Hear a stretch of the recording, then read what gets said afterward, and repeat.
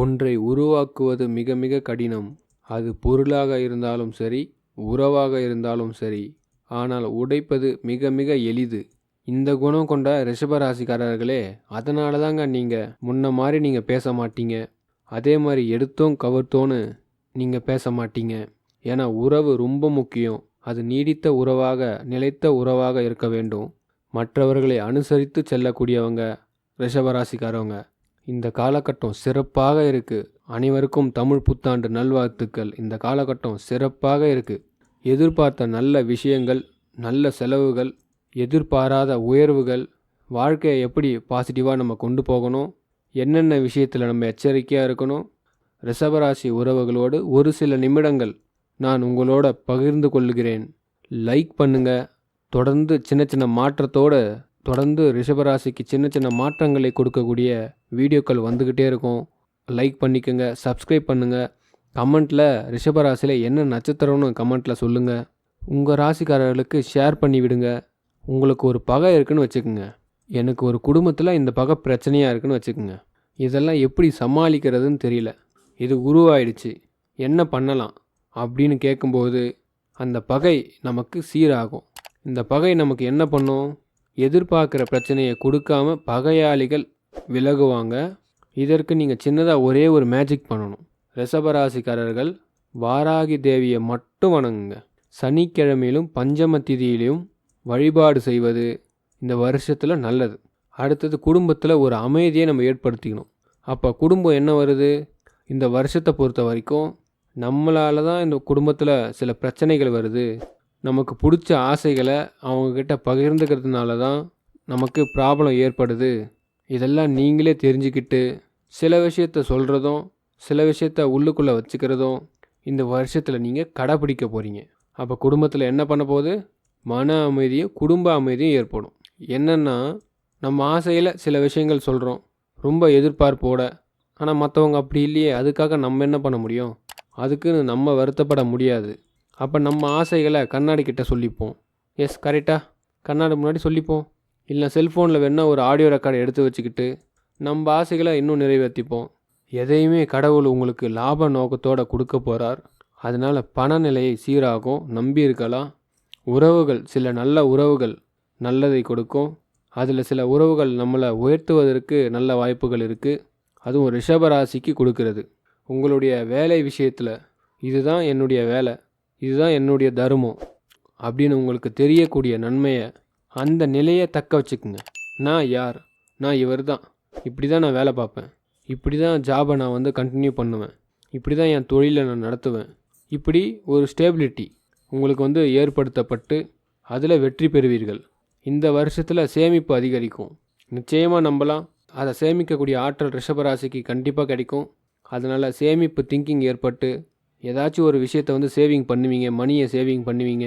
இந்த வருஷத்தில் நெகட்டிவாக என்ன இருக்குது அப்படின்னா, நிறைய சோம்பேறித்தனத்தை கொடுக்கும். எதை எடுத்தாலும் அப்புறமா பார்த்துக்கலாம், இப்போ வேண்டான்னு தோணும். எதுக்குங்க இந்த சோம்பேறித்தனம்? நாளைக்கு நம்மளை ஒருத்தன் குறை சொல்லக்கூடாது. அதனால் காலையில் சீக்கிரம் ஏஞ்சிக்கிறதுக்கான வழியை பாருங்கள். சோம்பேறித்தனத்தை இந்த ஏஞ்சிக்கிறது மூலயமா தான் அதை முறியடிக்க முடியும். செல்ஃபோன் பார்க்குறத கொஞ்சம் அவாய்ட் பண்ணிக்கோங்க. ரொம்ப சிறப்பாக இருப்பீங்க. உடல் எடை பிரச்சனை கொஞ்சம் ஏற்படும். உடம்பில் சில பேருக்கு எடை இல்லைன்னு வருத்தம் இருக்கும். நிறைய பேருக்கு உடம்பு எடை கூடுதேன்னு பிரச்சனை.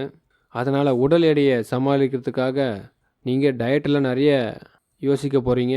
அதை பற்றியே நிறைய இன்ஸ்டாகிராம், யூடியூப்பில் பார்க்க போகிறீங்க. இந்த உடம்பை எப்படி பார்த்துக்கிறது? நிறைய வெந்நீர் குடிங்க.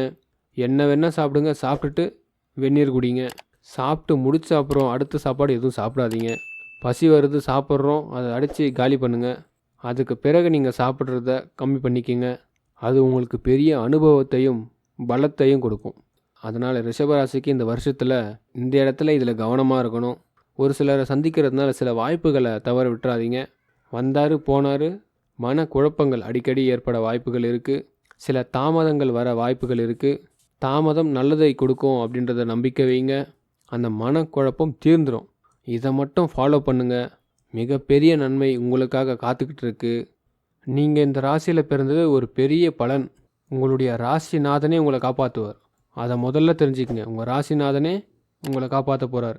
அப்போ என்ன பண்ணணும்? இந்த ராசிக்காரர்கள் நம்ம செய்கிற விஷயத்த எல்லோரும் செய்ய வேண்டியது, இந்த வருஷத்தில் மாற்றங்கள் அதிகமாக இருக்கும். நிச்சயமாக குடும்ப வாழ்க்கையில் மாற்றங்கள் ஏற்படும், வேலை விஷயங்களில் மாற்றங்கள் ஏற்படும், பண விஷயங்களில் மாற்றம் ஏற்படும்.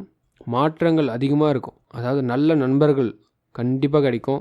பழையதை விட புது தொடக்கங்கள் அதிகமாக இருக்கும்.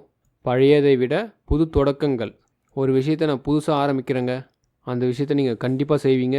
பொறுமையாக இருந்தீங்கன்னா பெரிய வளர்ச்சியை இந்த வருஷத்தில் பெற முடியும். பொறுமையாக இருக்கணும், எல்லா விஷயத்துலையும் பொறுமையாக இருங்க.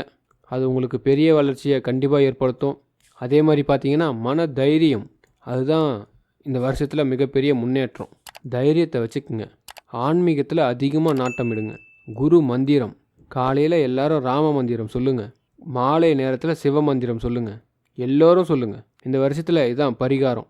பிரபாவ வருஷம் அனைவருக்கும் மாற்றத்தை ஏற்படுத்த போகுது. அதுவும் உங்கள் ராசிக்கு மாற்றம் கண்டிப்பாக உண்டு, வளர்ச்சி கண்டிப்பாக உண்டு. பொறுமை இருந்ததுன்னா, நம்பிக்கை இருந்ததுன்னா இந்த வருஷம் அதிர்ஷ்டம் உங்களை தேடி வரும். அதிர்ஷ்டம் உங்களை தேடி வரும். நம்புங்க, இதுதான் உண்மை. இந்த காலகட்டத்தில் அதிர்ஷ்டத்துக்கான தேவதைகள் உங்களை தேடி வரும். மிக ரகசியமாக வரும். இந்த வருஷத்தில் நீங்கள் இந்த ஒரு விஷயத்தை மட்டும் செய்யுங்க. தினசரி ஒரு சின்ன மேஜிக் தினசரி ஒரு விஷயத்தை மட்டும் தொடர்ந்து பண்ணுங்கள். டெஃபினெட்லி இந்த மேஜிக் உங்களுக்கு சக்ஸஸ்ஃபுல் ஆகும். ஒரு 11 நிமிஷம் உங்கள் வாழ்க்கையில் உங்களால் ஒதுக்க முடியுமா? அப்படின்னா முடியும்னு கமெண்ட்டில் சொல்லுங்கள். ஒரு நாளையில் 11 நிமிஷத்தை மட்டும். அதே மாதிரி ஒரு வாரத்துக்கு 48 நிமிஷம், 48 மினிட்ஸ். அதே மாதிரி ஒரு மாதத்துக்கு 48 மணி நேரம் எடுத்துக்கங்க. ஒவ்வொரு மாதமும் அவ்வளோதான். ஒரு நாளைக்கு 11 நிமிஷம், ஒரு வாரத்துக்கு 48 நிமிஷம், ஒரு மாதத்திற்கு 48 ஹவர்ஸ். அந்த 11 நிமிஷம் ஒவ்வொரு நாளும் ஒரு அமைதியாக இருங்க. ஏதாச்சும் ஒரு இடத்துல, குளிர்ந்த இடம், கட்டாயமாக ஒரு இடத்துல ஃபிக்ஸ் பண்ணிட்டுலாம் உட்காந்துட்டிங்கன்னா அது பிடிச்சதாக இருக்காது. அந்த இடத்துல ஒளி இருக்கவே கூடாது. கண்ணு திறந்து பார்த்தீங்கன்னா வெளிச்சம் வெளியில் தெரியும். அதுக்குன்னு இருட்டாக இருக்கக்கூடாது. நம்மளுடைய ஒளி எப்படி இருக்கணும்? அந்த கண் எரிச்சல் அளவு இல்லாமல் 11 நிமிஷம் அமைதியாக ஒவ்வொரு நாளும் 11 நிமிஷத்தை எடுத்துக்கங்க. உங்கள் மனசை அப்படியே கட்டுப்படுத்துங்க. அடுத்த நாளைக்கு அந்த மனசு ஏங்கணும். இது அப்படியே தொடர ஒரு 10-15 நாள்லேயே உங்களுக்கு ஒரு முன்னேற்றம் தெரியும். அப்புறமா இந்த வாரம் 48 நிமிஷத்தை கொண்டு வாங்க. அதில் ஒரு வாரத்தில் ஒரு நாள், எந்த நாள் வேணால் எடுத்துக்கங்க. இந்த 48 நிமிஷம் ஏதாச்சும் ஒரே ஒரு விஷயத்தை மட்டும் சிந்திக்கணும்.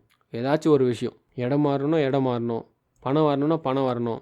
எதை பற்றியும் திங்க் பண்ணக்கூடாது. இந்த 48 நிமிஷம் மாதம் 48 மணி நேரம், அதாவது 2 நாள் உங்கள் லைஃப்பில் எல்லா விஷயத்தையும் இப்படி தூக்கி வச்சுட்டு ஒரு 2 நாள் மட்டும் இந்த 48 நிமிஷம் யோசிச்சிங்கல்ல. இந்த 11 நிமிஷம் காமாக இருந்ததை 48 நிமிஷம் யோசிச்சிங்கல்ல.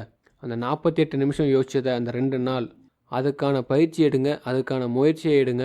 கண்டிப்பாக வளர்ச்சி உண்டு. இந்த தத்துவத்தை மட்டும் தெரிஞ்சுக்குங்க.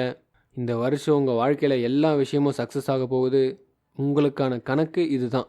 இந்த காலக்கணக்கை தெரிஞ்சுக்கிட்டிங்கன்னா நிச்சயம் வெற்றி உண்டாகும். வாழ்த்துக்கள், நல்லதே நடக்கும். மறக்காமல் சேனலை சப்ஸ்கிரைப் பண்ணுங்கள். கமெண்ட்டில் உங்களுடைய நட்சத்திரத்தை கமெண்ட்டில் சொல்லுங்கள். நன்றி.